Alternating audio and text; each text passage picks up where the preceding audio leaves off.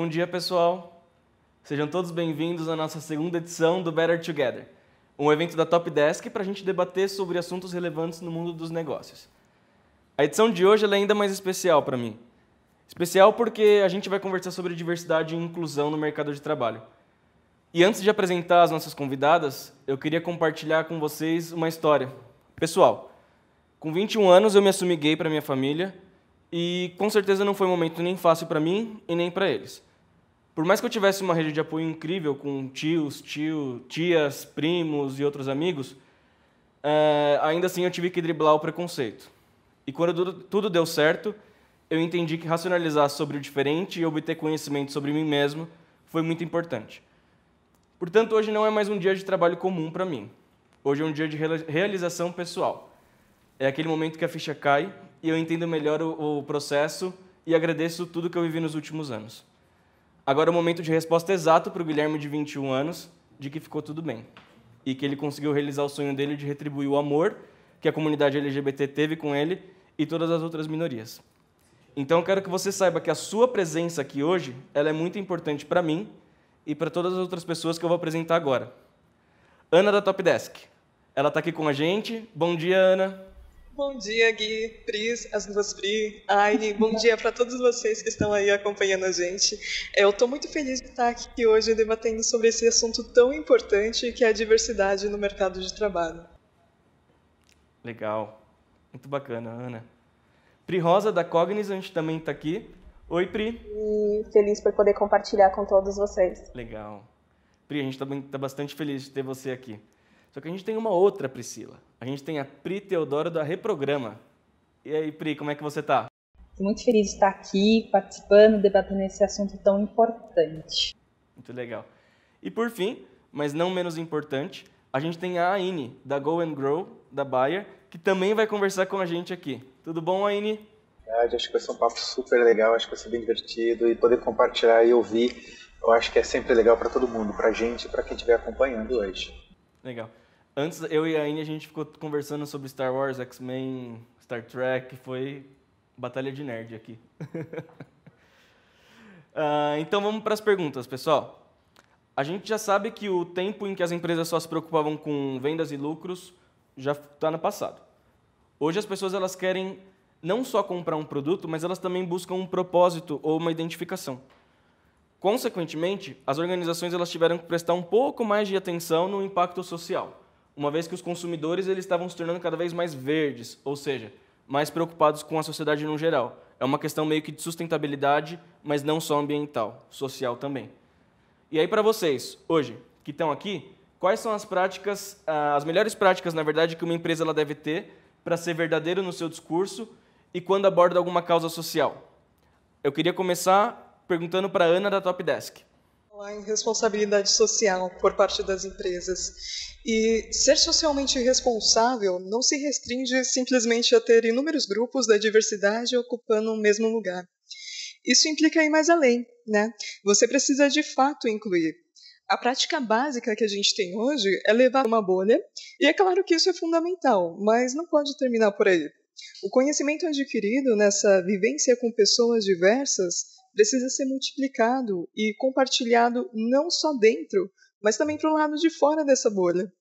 E, acima de tudo, precisa se transformar em uma ferramenta que ajude a promover a inclusão de fato, que inspire outras pessoas e que faça com que elas se sintam representadas e parte importante daquele processo. Legal, muito legal, Aninha. A Aninha trabalha com a gente na Top Desk, ela é líder do suporte, né, Ana? E a gente está dentro de uma guilda de diversidade aqui dentro da Top Desk que a gente está cada vez mais batalhando para a inclusão de novas pessoas, porque não basta só falar de diversidade, é importante também incluir, né? Pri Rosa, da Cognizant. Algumas das práticas que a gente tem dentro da Cognizant também. Eu complemento ainda dizendo que, para mim, é importante que a empresa, para ela gerar essa diversidade, ela faça a troca também. Então, que ela consiga gerar isso para a comunidade. Não basta ela, então, pensando na captação, sim, de pessoas mais diversas, mas ela também contribua fomentando isso. Então, para nós que trabalhamos em empresas de tecnologia, o quanto a gente consegue levar isso para pessoas que têm menos acesso, ou quanto a gente consegue preparar pessoas também, acho que isso é bastante importante e mostra como a empresa ela tem isso enraizado nela como uma parte do que ela tem de valor. Pri, na verdade, Pri Rosa, a gente teve o prazer de conversar bastante com a Cognizant, a gente percebeu muito uma sinergia de cultura e de valores muito parecidos com a Topdesk. E a gente ficou bastante feliz de ter você aqui no nosso programa. Obrigado, viu, Pri? Agora, eu passo a palavra para outra Priscila, a Pri da Reprograma. Ser verdadeiro no discurso, para mim, vai também de encontro com a questão de você assumir realmente que em determinado momento não consegue fazer. A questão de diversidade ela é muito complexa, ela não vai ser resolvida de uma hora para outra com mágica, né? Assim, pronto, está resolvida, né? É entender principalmente quais são as dificuldades de inclusão, se você está preparado realmente para absorver essas pessoas, né? Não basta eu colocar uma pessoa negra para trabalhar na minha empresa, eu preciso entender como essa pessoa, como as pessoas que estão na minha empresa vão receber essa pessoa. Não basta eu contratar um deficiente físico, mas eu preciso preparar o meu ambiente para receber essa pessoa também. Então, querer realmente fazer não basta simplesmente contratar. Eu acho que contratar é um dos passos, né? Você precisa se preparar para receber e principalmente se preparar para manter essa pessoa dentro da empresa. Legal, legal. A Pri Teodora, ela também trabalha na Log, e lá eles também fomentam bastante o tema de diversidade. Então, mais uma vez, mais uma empresa parceira e aliada aqui. E é importante saber que essas marcas, elas precisam ir além do falar, né? E só de ter a presença delas aqui já mostra muita coisa. Agora, a Amy da Bayer. Duas empresas que têm essa cultura de inclusão e diversidade, né? Que é a Go and Grow, que é uma agência de comunicação e marketing, e eu fico houseada, né? Eu fico trabalhando com a equipe dentro da Bayer, né? E o que eu acho muito bacana, assim, reforçando até o que a Pri falou, que eu achei legal, o que eu encontrei nessas duas empresas é uma cultura de inclusão, não é simplesmente um discurso ou vamos fazer isso porque isso é legal, mas eu noto que eles se preocupam realmente em preparar o ambiente, ou seja, a pessoa quando ela entra para fazer parte da equipe, quando ela entra na empresa, ela é considerada, em primeiro lugar, pela sua competência, pela sua capacidade profissional, então eles não ficam realmente prestando atenção nisso, e quando você entra, todo mundo já é preparado, ou seja, as pessoas que não são da diversidade, elas são levadas pela cultura da empresa a se preparar para sempre estar num ambiente de normalidade com relação a todo mundo. Então eu gosto desse pensamento, de que não é só você contratar as pessoas, não é você só dar esse espaço para eles, mas você preparar a empresa para que a cultura dela seja inclusiva, né? Para que tudo ao entorno dela seja inclusivo. Né? Então, eu achei super legal a Pri Teodoro trazer isso, porque é exatamente assim que eu vejo, é assim que eu penso, é o que eu acho que funciona e é o que eu acho que realmente vai fazer grandes mudanças no mercado aí para o futuro. Muito bacana.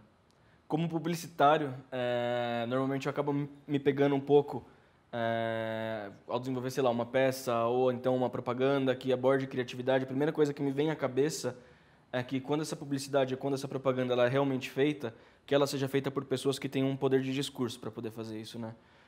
Porque se a gente for fazer por exemplo, uma propaganda para pessoas pretas ou para pessoas transgênero e a gente não vê que não tem ninguém comandando essa propaganda aí, que sejam só pessoas que são opostos daquilo que a gente quer falar, já fica um pouco estranho, porque é realmente quem está ali naquele momento que sabe poder se comunicar com o público final que a gente gostaria.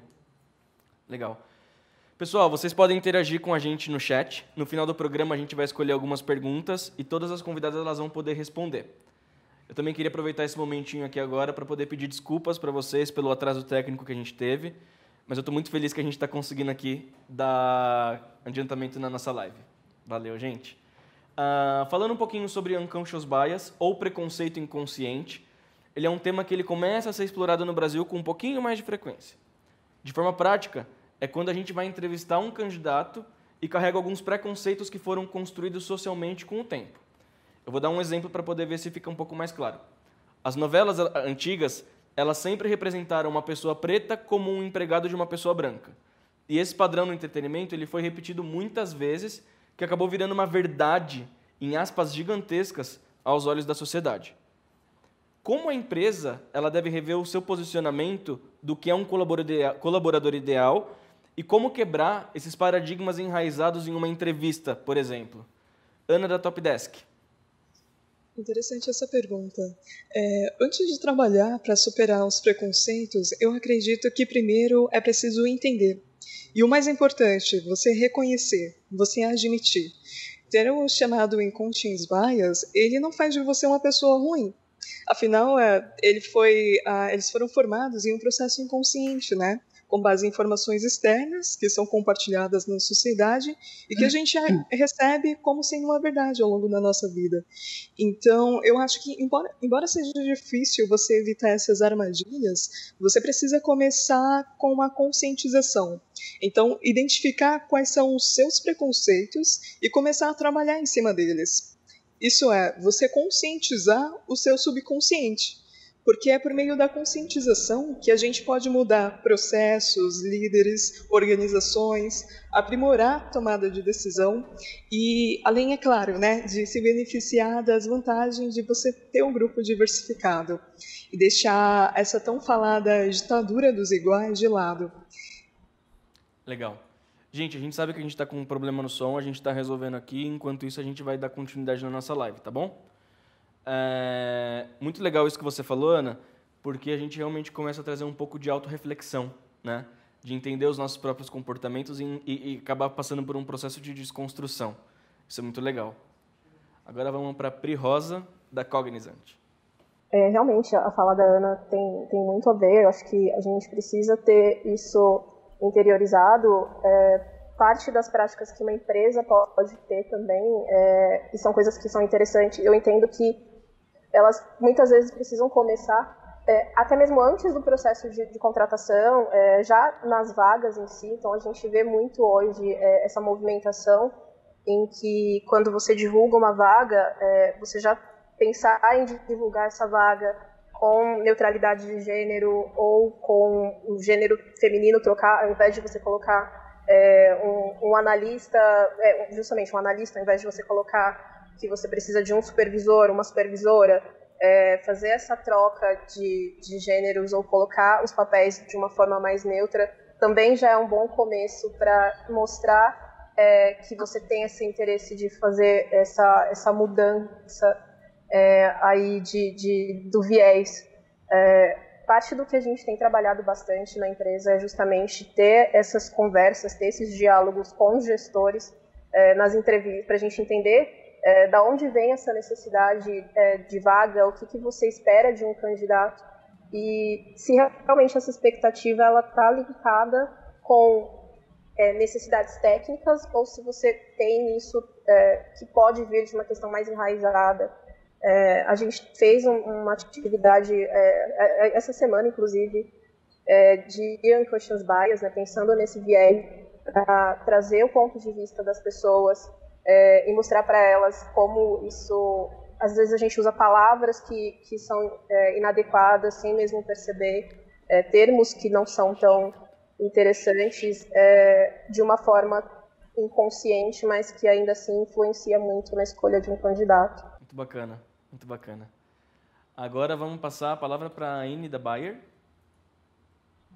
Eu penso muito parecido com o que você está falando. Eu acho que a política de inclusão ela tem que vir de cima para baixo, né? Então é muito importante abrir o diálogo, as pessoas entenderem como que isso funciona dentro da empresa e, que nem a gente já falou, né, anteriormente, a importância do ambiente estar preparado para isso e esse ambiente no pós também, ou seja, continuar com isso, com essa política de inclusão nas atividades lá dentro. Então, quando você vai fazer a contratação, uma coisa que a gente se preocupa bastante na comunicação na Grow e na Bayer é com o uso dos termos, né, que nem a Priscila trouxe, eu achei super legal, é você procurar termos mais abrangentes para não ficar naquela coisa do masculino ou feminino simplesmente, mas é que você consiga falar com todo mundo, né? Recentemente, numa apresentação que eu fiz, a gente mudou algumas palavras justamente pensando nisso, né, para não ficar naquela coisa para trazer a inclusão realmente, e na hora de fazer a seleção isso é essencial, porque quando isso faz parte de toda a cultura da empresa, você consegue levar isso para o automático, porque a Ana trouxe muito bem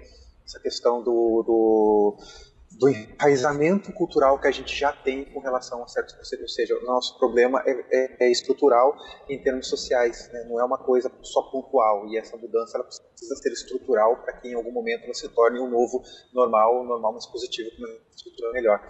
Então eu vejo muito isso, quando você consegue começar a fazer esse trabalho, né, de dentro para fora, quando um grupo de pessoas vai se conscientizando, você aumenta a expansão disso e chega numa massa crítica ao ponto que uma sociedade se transforma. Claro que isso é meio utópico, mas eu acredito que isso começa sim na hora de você fazer uma seleção neutra. Bacana.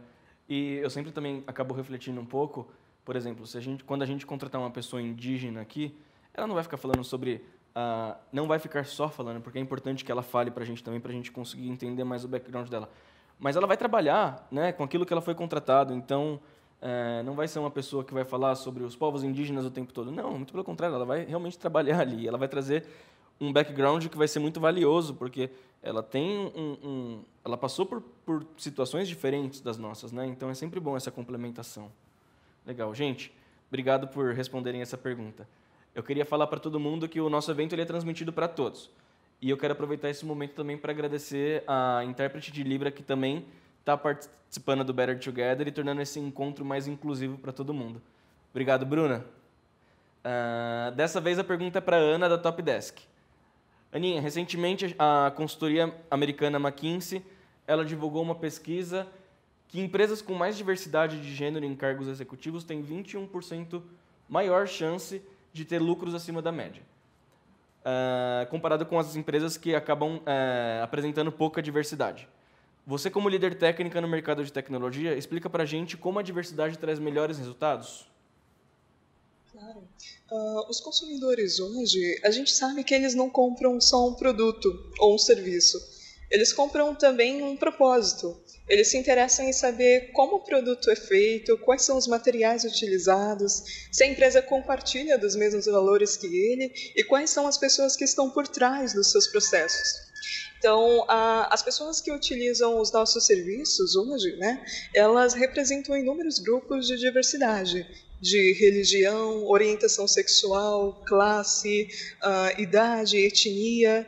E se não temos internamente no nosso grupo de funcionários pessoas que sejam componentes de cada um desses grupos, nós não conseguimos desenvolver produtos ou serviços que sejam realmente relevantes para os nossos clientes.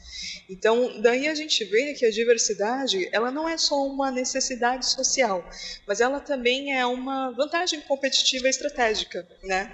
Porque através dessas pessoas você promove a lealdade, você promove níveis de inovações maiores, a representatividade, né, das pessoas que consomem o seu produto e também, é claro, a atratividade de novos talentos. Isso seriam as pessoas que estão aí, né, disponíveis no mercado de trabalho e que admiram a sua inclusão, que admira as políticas da sua empresa. E com isso você aumenta o capital intelectual da corporação, né? Então, eu acredito que existem benefícios comerciais muito claros para um local de trabalho que seja diversificado e inclusivo. Muito legal, Aninha. A próxima pergunta ela vai ser diretamente para a Pri Rosa, da Cognizant. A diversidade ela pode ser uma grande aliada para as empresas em muitos aspectos, principalmente quando a gente pensa em vantagem competitiva. Isso até traz um pouquinho do gancho de capital intelectual que a Ana falou. Isso porque as pessoas com histórias de vidas diferentes, elas pensam de forma diferente. Então, consequentemente, a solução é muito mais criativa. Pri, você pode compartilhar um pouco das suas experiências e como isso acontece na prática na Cognizant? Lá na Cognizant, a gente tem trabalhado muito isso, porque já faz parte dos valores da Cognizant que a gente tenha essa característica, e isso tem feito muita diferença em algumas das nossas atividades mesmo.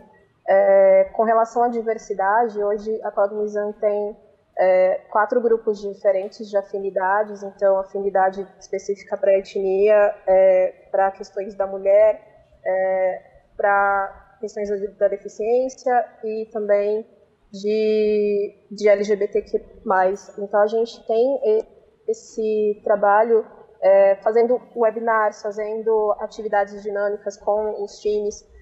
Isso é uma forma que a Cognizant tem feito bastante para poder trazer um pouco dessa parte de cultural e também de fazer com que a gente tenha essa vivência. Então, é um pouco curioso até mesmo o que a Anne disse na outra pergunta, relacionado a gente não ter a fazer a participação das pessoas, e você mesmo comentou da gente ter nós temos a nossa fala o tempo todo, a gente tem nossas outras atividades, nós temos o nosso dia a dia, o nosso trabalho, mas ainda assim a gente abre esse espaço também para poder trazer essas conversas. E na Cognizant, por exemplo, a gente viu um pouco dessa mudança acontecendo.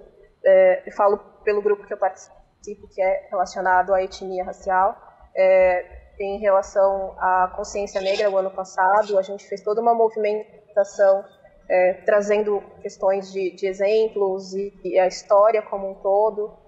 Isso faz diferença para as pessoas, porque elas começam a se ver e a gente se sente como parte de uma empresa que tem interesse em falar um pouco da nossa história, em falar um pouco do que está acontecendo. E automaticamente isso se torna, até complementando sobre a questão competitiva, hoje para a gente, esse ano a gente conquistou 2 premiações do GPTW na categoria de melhor empresa para mulher e melhor empresa para LGBTQ+. E isso é bem interessante, porque faz com que a gente, dentro da empresa, também se sinta como parte desse processo de atividade, que faz com que todo mundo se sinta incluído também. Legal, legal. Gente, não esquece de interagir com as nossas convidadas pelo chat. No final a gente vai escolher algumas perguntas para serem respondidas. Valeu, Pri. Obrigado mesmo. Muito legal ter essa visão. Agora a nossa pergunta é para a Aine. No Brasil, a gente sabe que 90% da população transgênero, infelizmente, ainda sofre pela falta de empregos formais. Além disso, essas pessoas elas passam por diferentes constrangimentos, desde o processo seletivo ou até mesmo no próprio trabalho, por mais que não seja intencional, como, por exemplo, quando a gente vê o nome social ou não. O que a gente precisa pensar cada vez mais é que essa realidade ela não pode estar longe da gente, porque a gente precisa aprender e escutar como uma pessoa transgênero. Isso é muito importante. Aine, eu queria saber, na verdade, que você contasse um pouco sobre como o mercado trata uma pessoa transgênero e quais são as principais barreiras para a sua comunidade. Gente, aí a gente precisaria de uma live de 1 hora só para falar sobre isso. Porque realmente é muito triste, porque na verdade o problema trans ele começa lá embaixo na infância, né? Em muitas famílias, e o comum da nossa cultura, e isso ainda acontece muito, é que quando a pessoa transgênero ela se identifica e começa realmente a assumir, por exemplo, numa adolescência, o mais comum é ela ser expulsa de casa, ela sofrer qualquer tipo de violência, e aí ela acaba tendo que ser obrigada a seguir profissões que não foram da escolha dela por ausência de oportunidades mesmo. E aí acaba indo para a rua, acaba caindo na prostituição, nas drogas, né? E para deixar muito claro, eu não vejo problemas com prostituição. O meu problema é quando a pessoa é obrigada, ela não tem o fator de escolha do que ela quer fazer da vida dela. E são essas oportunidades que acabam se fechando, e às vezes falta uma estrutura, quer dizer, a sociedade muitas vezes não reconhece as pessoas trans, às vezes nem como cidadãos, né? Então eu acho que esse é um ponto muito importante. Então quando você consegue trazer alguma visibilidade, quando você consegue que as empresas abram espaço para as pessoas realmente poderem simplesmente serem as profissionais que elas são, que elas possam estudar, que elas possam ter a oportunidade de usar a formação delas e trazer aquilo de maneira produtiva e construtiva para ela e para a empresa e de forma indireta para a sociedade, quando a gente consegue esse tipo de abertura, isso é muito importante, isso é muito válido. É impressionante como que isso acaba se espalhando, né? Porque não deveria ser estranho, né?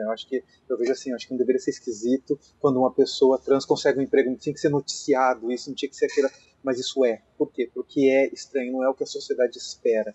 Então a gente ainda sofre muito com esse preconceito, porque as pessoas ainda te enxergam como uma capa, né? Elas ainda te enxergam pelo que elas olham de você, então a primeira impressão ainda é a que fica, isso é uma coisa da natureza humana.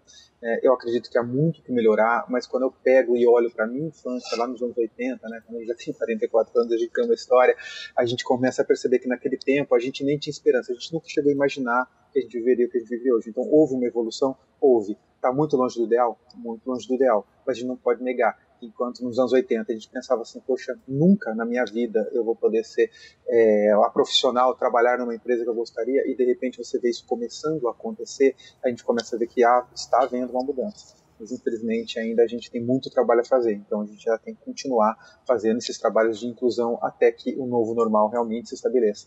Eu costumo brincar com o novo normal, que muita gente fala dessa coisa do pós-Covid, pandemia, que seria voltar a sair, voltar a abrir shopping. Eu penso que é voltar realmente a não morrer tanta gente todo dia quanto está morrendo, e a sociedade ser transformada como um todo em maneiras de inclusão, né, e vida saudável.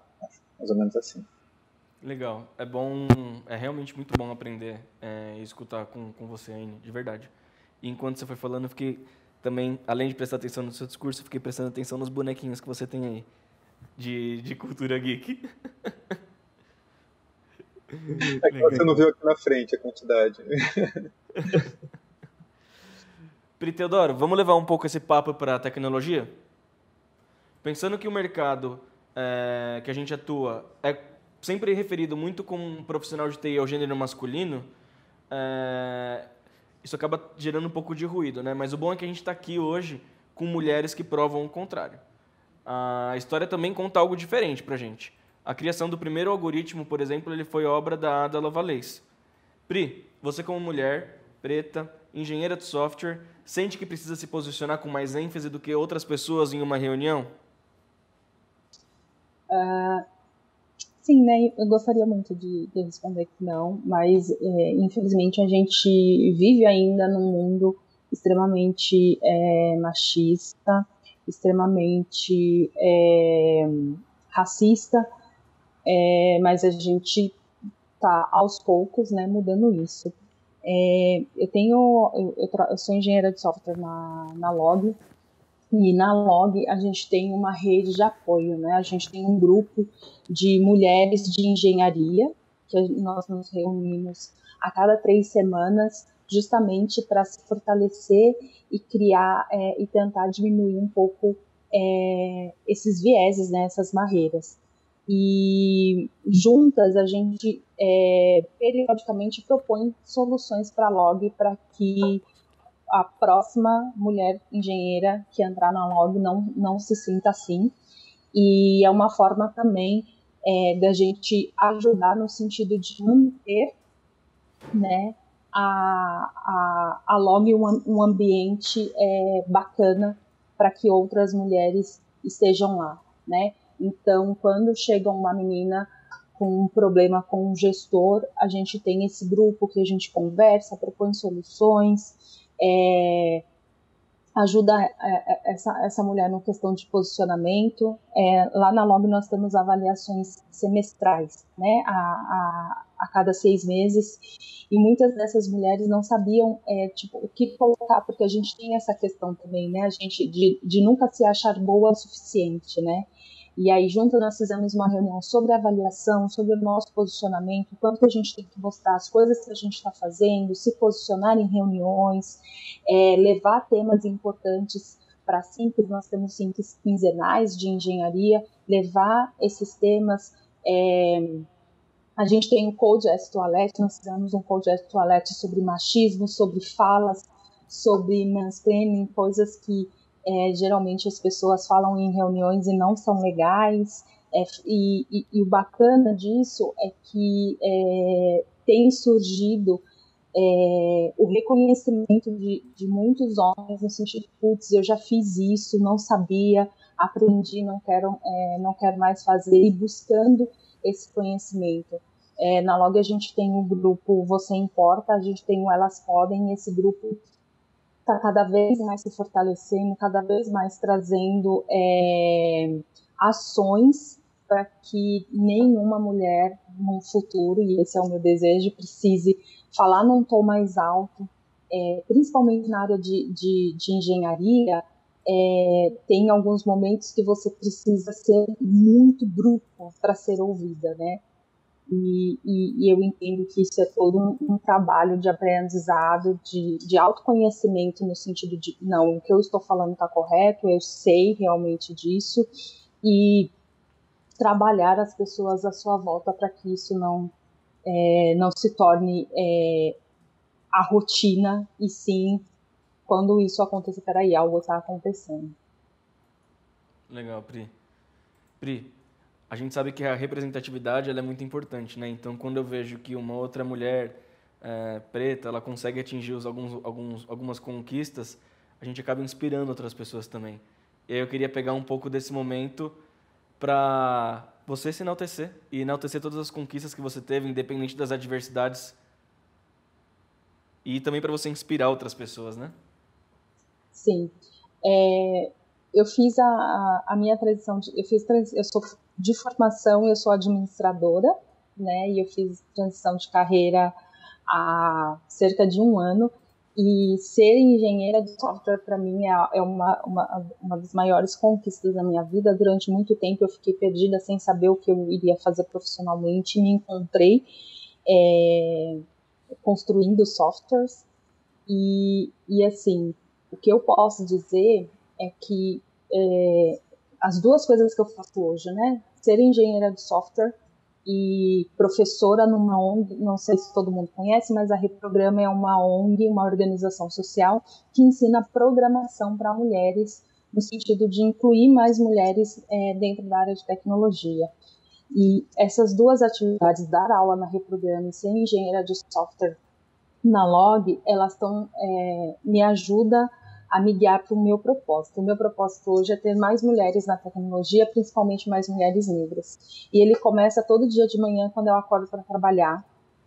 E ter uma mulher negra trabalhando na área de tecnologia, falando tecnicamente, discutindo coisas, construindo coisas, com maior orgulho. Às vezes eu ligo para minha mãe, principalmente nesse momento de pandemia, pego o software que eu construí, porque aí ela vê mais a máscara ali, o site funcionando, e falo, mãe, olha, vem aqui, olha o que eu fiz. Tenho muito orgulho de um botão que eu faço. Eu fico super orgulhosa, admirando, porque durante muito tempo eu fui ensinada a não ter orgulho, a não ter sonhos, né? Eu digo que é engraçado, às vezes as pessoas falam, qual era o seu sonho quando você era criança? E eu lembro muito das minhas expectativas durante a adolescência, era não engravidar. Meu propósito era esse, eu não posso ser uma adolescente grávida. E hoje eu fico muito feliz de ter muitos sonhos totalmente diferentes e ser um rosto para que outras mulheres negras, assim como eu, se inspirem, mulheres e acreditem que é possível, né? Uma das minhas maiores realizações foi numa aula da Reprograma, uma aluna branca me mandou mensagem e falou assim, eu estou muito feliz, porque eu nunca tive uma professora negra, e ter uma professora negra para mim é extremamente marcante, e eu estou imaginando como isso deve ser incrível para as minhas colegas de classe que são negras, né, que são pretas. E isso me marcou muito, né? E eu tenho hoje isso como propósito, né? Ser um espelho para que outras mulheres, meninas, assim como eu, que em algum momento acreditavam que não era possível, acreditem que e construa uma carreira brilhante. Que legal. Bacana. Muito legal, Pri.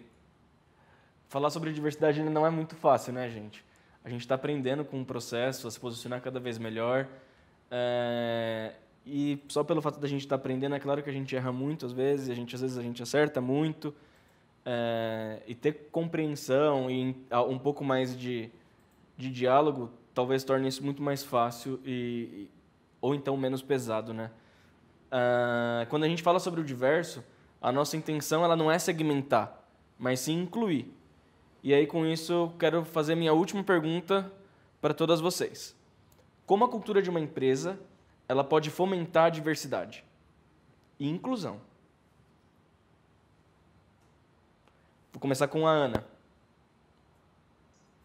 Eu acredito que construir um ambiente plural, para que você faça isso, né, é preciso primeiro revisar qual a cultura organizacional da empresa, para que seja suficientemente aberta e realmente livre de preconceitos, né, para entender as diferenças de qualquer tipo. E o segundo passo fundamental é você ouvir as pessoas e você apostar em uma comunicação que seja aberta e franca sobre a diversidade com todos aqueles que fazem parte da organização. Seria você levar essas pessoas a refletirem com perguntas como: eu sou ciente das minhas próprias preferências e preconceitos? Eu estou procurando ativamente perspectivas diferentes das minhas? Eu convido a minha equipe para contribuir e participar de maneira que seja consistente com as próprias forças, né, e estilos dela? Ou será que eu estou induzindo que seja feito do meu jeito? Eu posso adaptar o meu próprio estilo para trabalhar efetivamente com outros que são diferentes de mim? Eu acho que hoje a gente tem aqui um exemplo claro, né, com essas mulheres fortes, incríveis, e também você, Gui. E talvez poucos saibam do meu background, né, mas eu sou filha de uma mãe que era empregada doméstica, de um pai pedreiro que foi ausente, então tive uma mãe solo e vivi em Paraisópolis durante muito tempo. Então acho que chegar aqui hoje foi uma conquista incrível assim para mim, né, poder falar sobre esse assunto com vocês. Um outro ponto também é justamente você aprender com essas diferenças, né? Então, todos os funcionários de uma empresa, eles têm ali pontos fortes individuais, têm métodos de trabalhos específicos, uma ideia interessante. Então, dedique tempo na sua reunião para concentrar nesses atributos, né, específicos que podem ser trabalhados e que podem facilitar ali o processo também do seu trabalho e aumentar o envolvimento das pessoas. Você pode descobrir, por exemplo, que possui ali um colaborador que é especializado em caligrafia, design de site, paisagismo, e que possui talvez um talento técnico específico que até então você não sabia. Então, acho que pode ter certeza que isso vai fazer com que as portas se abram, né, para projetos interessantes, inovadores dentro das suas empresas que talvez com ideias muito iguais, com funcionários muito iguais, dificilmente saísse. Legal, Aninha. Obrigado, viu? Vamos agora para a Pri Rosa. Eu acho que a Ana a fala da Ana foi perfeita. Concordo plenamente. Eu acho que esses são fatores fundamentais para a gente poder fomentar e ter isso. Pensar muito na interseccionalidade das coisas e das pessoas, justamente para que nossa conversa ela não tenha um padrão específico, ela não tenha uma ideia única. Eu entendo que realmente uma cultura diversa, um ambiente diverso, ele gera muito mais coisas diferentes, ele gera muito mais criatividade, porque a gente está vendo agora nesse painel mesmo tantas pessoas diferentes de lugares diferentes. A gente tem como ponto único empresas que são relacionadas à tecnologia, mas temos passados e vivências diferentes. Isso já faz o que a gente... Ih, pessoal, acho que a Pri Teodoro... A Pri Rosa, desculpa, ela acabou travando um pouco aí. Bom que ela travou sorrindo, né? Isso é bom. Pri Rosa, a gente vai passar então a palavra para você, tá? Quando a Pri Teodoro voltar, ela complementa. É a Pri Teodoro, né, que vai falar? Pode. Tá. Então, eu acredito que, como a Ana bem colocou, você usar o aspecto da diversidade como arma, né, como uma oportunidade para a sua empresa, é muito importante, né, porque o pensamento diverso, né, ele é rico, né, ele te traz diferentes perspectivas para uma mesma solução. Então, eu acho que as empresas que estão investindo em diversidade, estão colocando diversidade como meta, elas estão saindo muito à frente, elas têm muito a ganhar. E manter esse clima, né, essa cultura, é uma base muito, muito importante, né? Fazer com que hoje a empresa que eu trabalho, a Log, eu sinto muito isso, porque eu sinto que nós temos funcionários trans e essas pessoas, elas se sentem livre para falar, né? Livre para questionar, e pessoas negras, LGBTs, e todas essas pessoas, elas estão ali por quem elas realmente são, e elas se sentem livres para questionar, livres para trazer pautas importantes. E eu acho que isso faz um pouco parte da cultura, né? De não só, tipo, ok, eu vou contratar uma pessoa LGBT, uma pessoa negra, uma pessoa trans, uma pessoa deficiente, porque é importante, né? Mas como que eu mantenho, né? E aí o que mantém a pessoa realmente ali é a cultura, né? É o fazer bem. Hoje na Log a gente tem um outro projeto que é maravilhoso, que nós contratamos 12 pessoas que são deficientes intelectuais. Eles trabalham meio período na Log, e eles foram contratados durante a pandemia, o que é mais mágico ainda, né? E foi feita toda uma preparação para receber essas pessoas, né? Então isso influencia na cultura, né? De você entender, e principalmente que isso vem de cima, né?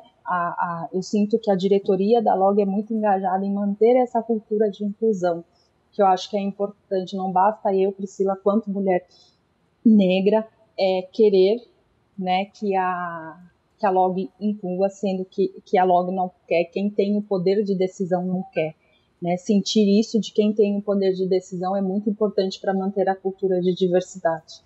Pri Rosa, você quer complementar alguma coisa que você acabou tendo uma falha de comunicação? Sim, desculpa, gente. Eu falando aqui toda animada. Não tem problema. Eu percebi que tinha caído. Mas eu acho que no final das contas, a fala da Pri Teodoro também tem muito a ver com o que eu ia comentar, justamente nesse sentido de que essa questão de inclusão, ela tem que ter uma troca entre as duas, entre todas as áreas, né? E eu acho que mesmo que a gente, o que é interessante é mesmo que a gente tenha que começar da base, mas tendo o apoio da alta gestão. Então, eu concordo plenamente. Eu acho que dentro da Cognizant é assim que a gente também trabalha. Eu sou supervisora de operações, o que para mim é interessante, porque eu consigo compartilhar as minhas ideias, mas, claro, eu não faço parte da alta gestão da empresa, mas eu tenho o apoio dessas pessoas. A gente tem o apoio dessas pessoas que nos ajudam a poder desenvolver os programas e poder fazer parte das atividades que a gente quer fazer. Então, para a empresa como um todo, ela ter essa cultura, ela ter essa vivência, a gente sim tem que engajar todas as pessoas, mas assim, esse engajamento ele tem que começar do lado de cima e ter a garantia de que as pessoas elas vão ter a voz delas sendo ouvidas por todos que são envolvidos mesmo. Bacana. Gente, agora a gente vai para o momento de perguntas do nosso público, tá? Eu vou pegar aqui meu celular, ver as perguntas que foram selecionadas. E teve uma aqui que foi muito legal, da Luciane Bernardi, que ela queria ouvir um pouco sobre a história da vida de cada uma das participantes, dos desafios vencidos, assim como a Pri, ela conseguiu compartilhar com a gente. Queria começar com a Aine, pode ser? Pode, claro. Nossa, que surpresa. Tava aqui esperando. Assim, um pouco da minha história, né? Na verdade, eu sou uma mulher trans desde sempre, né? E só que a gente se assume em certo momento na vida quando a gente assume pra gente mesmo, né? Então, eu, por muitos e muitos anos, eu me assumi há muito pouco tempo, por conta de um medo, por conta de um alto preconceito, porque quando você está inserido aí numa sociedade que ela é extremamente preconceituosa e todas as pessoas à sua volta também o são, você começa a questionar sobre a sua verdade, se você tem legitimidade até para existir, né? Você começa a querer buscar certas aprovações. E quando você finalmente se liberta disso, né, uma coisa que eu acho interessante, que estava sendo falada, né, na pergunta anterior, sobre a importância da empresa permitir qualquer tipo de diversidade. Eu noto isso por mim agora, porque não é simplesmente permitir, é fazer parte da cultura, é criar dispositivos para que isso aconteça, e quando você cria esses dispositivos, você permite que a pessoa seja plena, e a Pri falou sobre as empresas que fazem isso saem na frente, né? Eu acho que isso não é simplesmente só sair na frente, é uma fala de sair na frente. Por quê? Porque isso é irrevogável, isso não vai parar, é assim, ou seja, você pode adiar ao máximo a sua empresa entrar nisso, mas ela vai entrar, porque isso é uma coisa sem volta, porque é uma normalidade, é uma coisa que sempre deveria existir. E eu te falo isso relacionado à minha história, porque é um dos grandes empecilhos, uma das grandes coisas que mais atrapalharam, por exemplo, aí eu chegar no meu momento da verdade e descobri que eu não poderia mais viver sendo uma pessoa pela metade. Na verdade, eu acho que era uma pessoa 10%, né? Porque você tem que usar muita energia da tua vida inteira para ficar se escondendo, então você acaba não colocando o seu real, a sua full capacity, né, sua capacidade completa no que você vai fazer, naquilo que você vai trabalhar. Por quê? Porque você tem que ficar sempre vestindo um personagem, e quando você está num ambiente que você pode ser você o tempo inteiro, quando eu falo, por exemplo, da minha esposa, quando a gente está num ambiente que tem um monte de gente falando das suas famílias, eu posso falar livremente, sem ter que ficar escondendo a minha realidade, o meu eu, a roupa que eu estou usando, o gesticular, o jeito que eu falo. Você sendo você mesma, você vai render muito mais o seu trabalho. Então eu pego muito dessa minha história, né? Então tenho formação em engenheira, estudei psicanálise, fiz diversos cursos de programação neurolinguística para entender o comportamento humano, até que eu fiz a minha MBA em marketing, tive uma vida bem privilegiada até. Mas tudo isso foi sempre uma forma de tentar buscar o meu eu. E quando eu finalmente consegui sair e ser, e viver e ser eu mesmo, eu começo a pensar, a perceber o quanto me foi prejudicial o tempo que eu fiquei lá. E isso, lógico, existe a minha parcela. Teve alguém que colocou numa pergunta falando sobre isso. Não, mas vocês não acham que isso tem a ver com vocês? E não, não, existe toda uma estrutura que é criada à sua volta e que te leva a não ser você mesmo por uma série de fatores internos e externos, mas isso faz parte de uma estrutura social, como eu já falei, né? Então eu posso te dizer que um dos grandes e maiores momentos da minha vida é justamente o momento em que eu saí, me libertei e percebi o que era realmente poder ser uma pessoa plena, uma pessoa feliz, uma pessoa realmente integral, né? Eu consegui juntar o meu eu numa pessoa só e parar de usar uma máscara, né? Isso foi grande, sensacional. Acho que o grande lance da minha história, acho que o mais relevante mesmo é justamente isso. Obrigado por compartilhar. Obrigado mesmo. Agora eu quero ouvir um pouquinho da Ana, da Top Desk. Opa, bora lá. Bom, então, como eu disse, a minha mãe, né, ela era empregada doméstica e ela sempre me incentivava a estudar. Eu lembro que ela sempre me dizia: filha, eu não quero que você tenha um futuro como o meu, vai estudar. E a gente, por muito tempo, né, a gente não teve uma casa, então a gente dormia nas casas onde ela trabalhava, né, dos patrões. E eu lembro que um livro era muito caro, né, na época, para que eu pudesse estudar. Então, às vezes, eu pegava assim os livros meio que escondido dos filhos dos patrões e eu começava a ler durante o dia. E com o tempo, né, eu consegui me aprimorar em algumas coisas, ainda que com muita dificuldade. Por exemplo, o inglês, eu aprendi desde pequena, mas eu só aprendi a como escrever em inglês, então falava tudo errado, eu tinha algumas dificuldades. Mas no fim eu consegui uma bolsa de estudo, né? E aí eu fiz a faculdade de administração. A minha mãe, ela também sempre me levava em lugares assim para vestibular. Sempre quando havia uma oportunidade de fazer um curso técnico, uma especialização, a gente estava ali. E, bom, ela já faleceu há um tempo atrás, né? Mas esse é um legado que eu tenho muito presente em mim, de se esforçar, de ir sempre atrás do melhor e, se possível, você também poder elevar vidas de outras pessoas, né, que saíram de situações como as suas, ou que não necessariamente, mas usar da empatia para você também enaltecer essas outras pessoas que estão ali e que querem ter acesso, querem ser melhores, mas que nem sempre encontram um caminho, né? Porque a gente sabe que encontrar o caminho nem sempre é tão simples assim. Bacana, Aninha. E agora, para a última, Pri, que não respondeu. Eu também tenho muito, simpatizo e tenho muito a ver com a história que a Pri Teodoro contou um pouco sobre ela, desses desafios que eu sempre tive. Também faço parte de uma família simples, né? A gente, durante muito tempo, teve muitas dificuldades, foi empregada doméstica durante muito tempo. E para mim sempre tive essa sensação de que as coisas, elas, e é um pouco do que a gente tem falado, do que está enraizado na gente. Então, durante muito tempo eu demorei para fazer minha faculdade. Eu sou formada hoje em tradução, o que é até curioso, mas eu não exerço, não traduzo, mas para mim foi uma conquista, justamente porque eu passei muito tempo me sentindo uma pessoa que não tinha capacidade, por exemplo, de ir para uma faculdade, de fazer um curso, porque eu estudei em escola pública a minha vida toda, porque eu não tinha capacidade suficiente para isso, eu não me sentia preparada para isso. E eu tive que dentro de mim pensar e interiorizar um pouco disso, de você se autovalorizar, entender que você consegue fazer certas coisas, e trazer isso e é o que eu tento trazer até hoje para a minha carreira.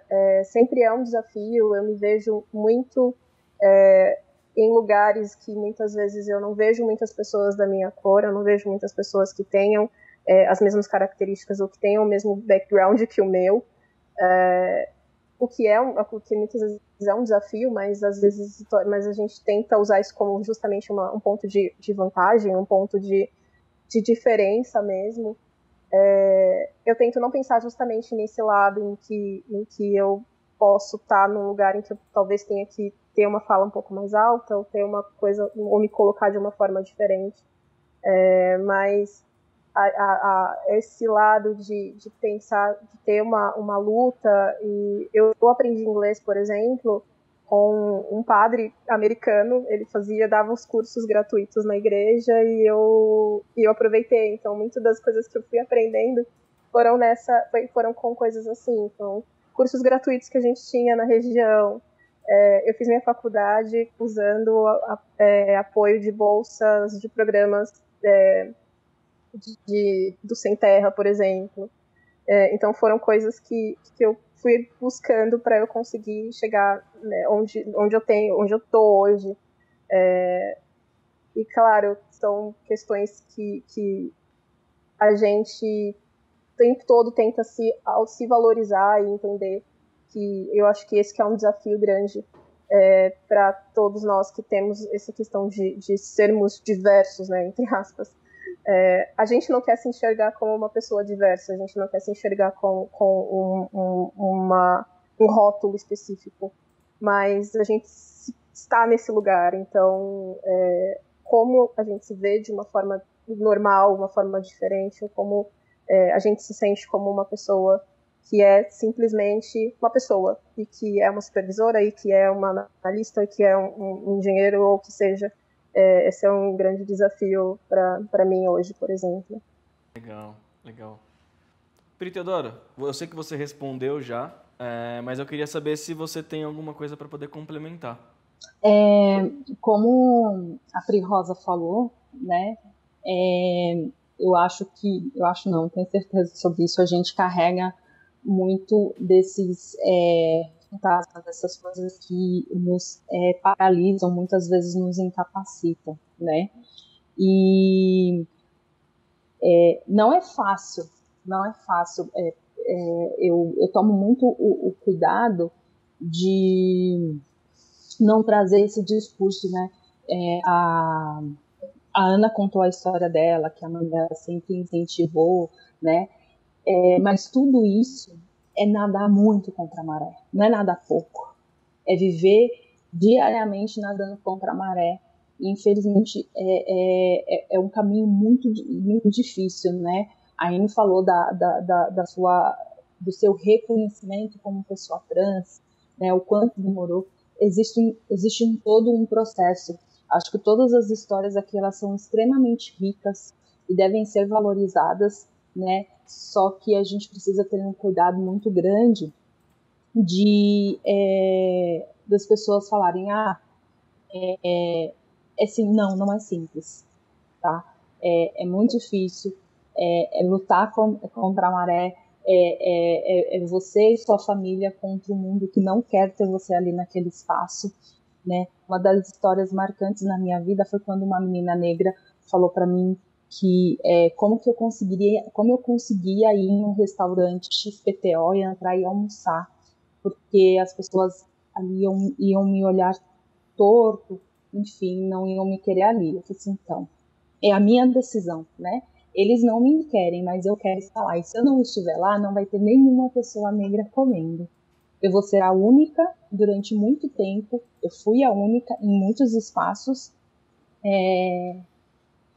Mas hoje tem outras pessoas comigo, né? Eu me reconheço muito na fala da Pri Rosa, eu me reconheço muito nela e sinto que eu não estou sozinha, porque tem a Pri Rosa, eu conheço tantas outras mulheres negras que estão aí nessa batalha e a gente tem conseguido, uma conseguiu, a outra conseguiu, e a gente vai se fortalecendo e vai caminhando, e eu tenho certeza que se a gente começar a perguntar aqui, vão ter tantas outras histórias de superações maravilhosas, e não é fácil, não é simples, mas a gente consegue, porque a gente é muito forte.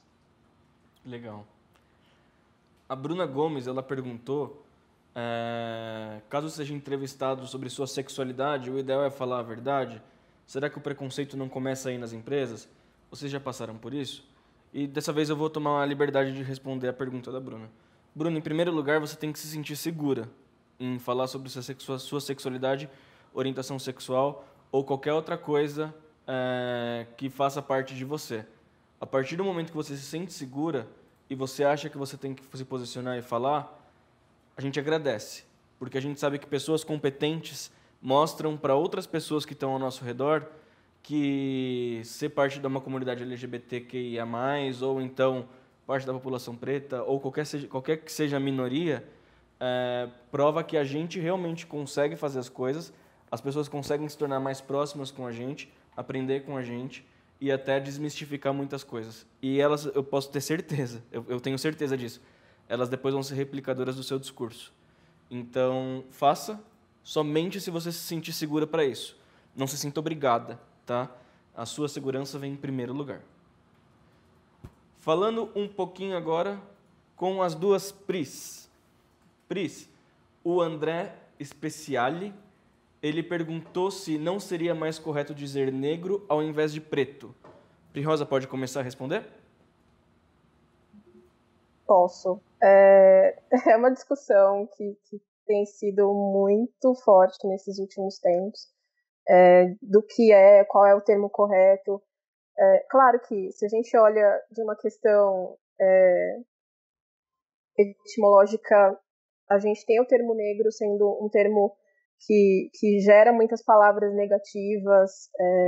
Então, a discussão é justamente essa. Se eu penso do ponto de vista da palavra negro, eu penso numa questão de palavras como denegrir ou coisas que são sempre voltadas para o negativo. E, por exemplo, em outros países, em inglês, essa palavra já é uma palavra que tem uma conotação extremamente negativa. Para nós, no Brasil, culturalmente, ela não tem essa mesma carga tão pesada quanto ela tem lá. Então, o que as grandes discussões, isso inclusive é uma discussão que a gente tem tido bastante, até mesmo na própria empresa, em como se nomear, ou se a gente precisa ter que nomear, é muito mais uma questão mesmo de como a gente se sente confortável com os termos. Então, o termo preto, termo preta, negro, negra, ele está muito voltado também a como você se sente falando e como isso vem de uma forma conotativa, se ela é denotativa ou não. Eu poderia usar o termo negro de uma forma muito pejorativa e ter a mesma carga pesada que ela poderia ter usando uma palavra como preto. Então, não tem tanta diferença assim quanto qualquer outra palavra que venha com uma forma pejorativa. mas é uma discussão que ainda está meio que aberta. Não sei se a Pri tem uma outra percepção. Então, eu concordo bastante com o que a Pri Rosa falou. Para mim, existe primeiro a questão de conotação, como você está se dirigindo. Quando me perguntam isso, você prefere ser chamada de negra ou preta? Eu respondo de Priscila, porque é o meu nome, né? E depende muito de quem, de como você está falando e com quem você está falando, né? Por mais que eu tenha esse reconhecimento com a Pri Rosa, eu encontrei ela, eu não tenho intimidade suficiente, eu não vou chegar e aí, negra, e aí, preta, porque eu não tenho ainda essa relação com ela, né? Quando eu vou me dirigir, por exemplo, se eu for falar hoje da Ana, tô vendo a Ana aqui, eu vou falar, olha, eu tô falando com a Ana. Ou se eu não sei nome, eu estou falando com aquela moça de cabelo preto e vestido vermelho, camiseta vermelha. Eu não preciso falar, estou falando com aquela moça branca. A gente não fala isso. Por que a gente faz isso com uma pessoa negra ou preta? Aquela moça negra, aquela pessoa preta. Por que eu não posso descrever a moça do cabelo cacheado que está de camiseta preta? Pronto. E existe uma outra questão dentro isso é no Brasil, né? Eu li isso essa semana por um acaso, posso até mandar depois para o Gui e eles podem divulgar da forma que quiserem, não sei se vocês mandam depois para as pessoas. Existe um estudo que diz, aqui no Brasil, tá? Que diz que é considerado, nós temos as pessoas pretas, que são as pessoas com a pele mais retinta, falei, acho que o termo correto, e os pardos. E os negros são o conjunto de pretos e pardos, né? Existe um estudo nesse sentido também, né? Que é uma questão mais de sociedade no sentido de identificação, para estudos de IBGE, enfim, né? Mas eu bato na tecla do respeito primeiro. Se você respeita a pessoa e a forma que você se dirige a essa pessoa for uma forma respeitosa, você usar negro ou preto não vai ofender. Você não vai precisar se preocupar se você está sendo politicamente correto ou não. Legal, bacana. Gente, mais uma vez eu queria agradecer a presença de todas as nossas convidadas, Ana, Pri Rosa, Aine, Pri Teodoro. Muito, muito obrigado mesmo. Foi muito gostoso bater esse papo com vocês. A gente sabe de todos os problemas técnicos que a gente passou aqui agora, então até mesmo falando com o pessoal que está assistindo a gente de casa, obrigado por acompanhar a gente. A gente está ciente de algumas dificuldades que a gente teve no começo, mas eu espero que vocês tenham tido um evento incrível, incrível mesmo. Eu tenho certeza que eu saio daqui realizado e eu acredito também que as meninas também elas saiam com esse sentimento por poder compartilhar um pouquinho das histórias delas. Bom, a gente está chegando a mais um fim de um Better Together. As 2 edições dos nossos programas elas já estão disponíveis no nosso canal no YouTube, Top Desk Brasil. Você pode compartilhar com seus colegas de trabalho, com seus familiares, com seus amigos. E, especificamente para o Better Together, a gente se vê só no ano que vem, com um novo formato, uma nova dinâmica. Mas a gente ainda vai se encontrar muitas vezes nesse ano. No dia 1º de outubro, a gente vai ter o nosso segundo Top Desk On Tour, versão online, e nesse mesmo horário, às 10 horas da manhã. Eu peço para que vocês sigam também as nossas páginas no LinkedIn para a gente continuar conversando, porque eu tenho certeza que essa troca é cada vez mais saudável. Mais uma vez, eu agradeço você e a sua companhia e até logo, gente. Tchau, tchau.